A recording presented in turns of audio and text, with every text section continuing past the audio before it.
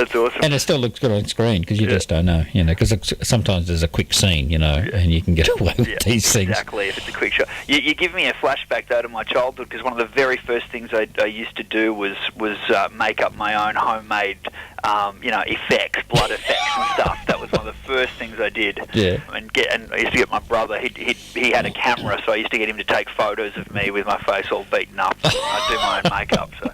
Do you think people might think you're a bit weird? Oh, absolutely, and it's a good thing. I've got this.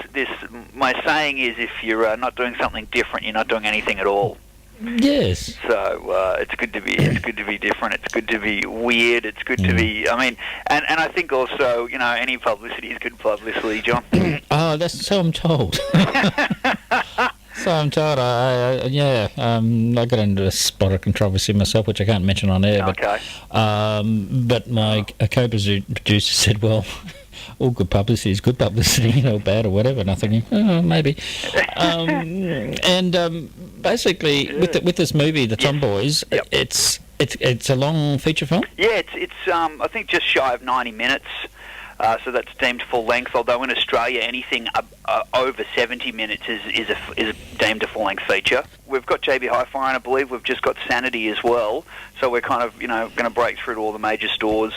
There should be a fairly good article published in Empire magazine next month as well. Oh, that's a good glossy magazine to get in there. Now, did you have to go to the government, the Film Classification Board, to get a rating? Yes. Yeah. How difficult was that? I'm glad you asked, because the first time we went to the classifications board, the movie was technically banned.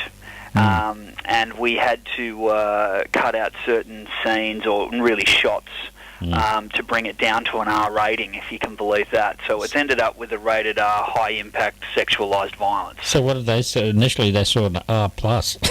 Exactly, yep. And I was rapt because as a first feature from a guy who grew up with a horror film, that was almost a dream come true. At one point I was like, I hope it gets banned and then it doesn't come out, because then it'll probably be a cult film. It's a funny way the world works, isn't it? Isn't it weird? With our film, Julian Paradox, we showed it on the screen, a one-off viewing. Yes, I was there. Yes, but I didn't see you, unfortunately. I know. We did a good job. But we put an application in for it, and basically they... as it's a one viewing, they just wanted some guidelines, what the content was, and you've probably gone through all that. And they gave us permission to show it, although they did stipulate, anyone under 18 is not allowed to see it. So what rating would that be? That would have been adults only? I don't know what it means. If it's an M, if it's M, it means it's recommended for 15-year-olds, but if it's MA, it means you cannot be under 15. Yeah. Oh, gotcha. Well, they stipulated no 18-year-olds, so even though there was no violence like you've probably got in your film, it was just the implied violence, Exactly. Yep. And they didn't see the movie, by the way. You had to submit the movie to them, didn't you? Oh, yeah, absolutely. Yeah, it's gone through the whole process. Whereas they were sight unseen, basically, because it was only a one-off viewing.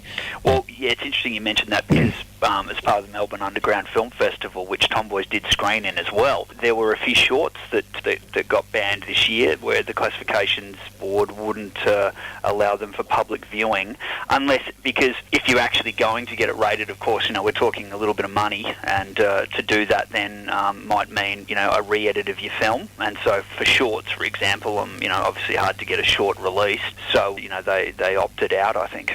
They would have, if they did stipulate that this scene or that scene's got to be taken out, that's quite a process in itself, because you've got to get back into the whole edit suite. Yeah. It's quite annoying, and one of the first distributors I approached for Tomboys wanted to shoot extra scenes, and at that point I was like, they're really not understanding what this movie is, so I had to keep looking.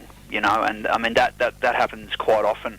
Got another film that's been looked at for a festival in America at the moment, and they want us to take out one of the first scenes. So we're kind of like, well, let's not bother. I can't go back to the edit suite now. I've got a picture lock. That's right. Yeah, exactly. You either want it or you don't. Yeah. You just can't go back and back and back. No. Now, do you think that your movie will ever be shown on Australian TV? That's a very interesting question. Apart from SBS. Yeah. I hope that it is screened. I'd love to see it screened on air, but I mean, there'd be some serious censorship issues. Yeah, and probably so. I don't know which station, and it'd have to be, you know, it'd probably be a 1 a.m. Friday night. Yeah. It'd be great, but I highly doubt it. But anyway, why would you want to show it on commercial TV when you got commercials halfway breaking up the movie? You know, it's pathetic.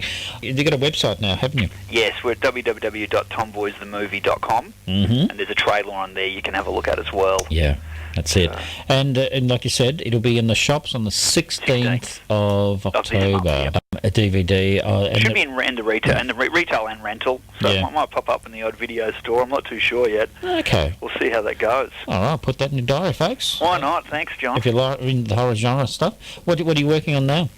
Working on another feature, one that's been shot, but it's in the very early stages of editing. Yeah. And it's a completely different film. It's a completely different genre. Which is not bad because it stretches you in different directions, doesn't it? Yeah. And if you can be creative and skillful in so many different genres, that might open a lot more doors for you. Definitely. Yeah.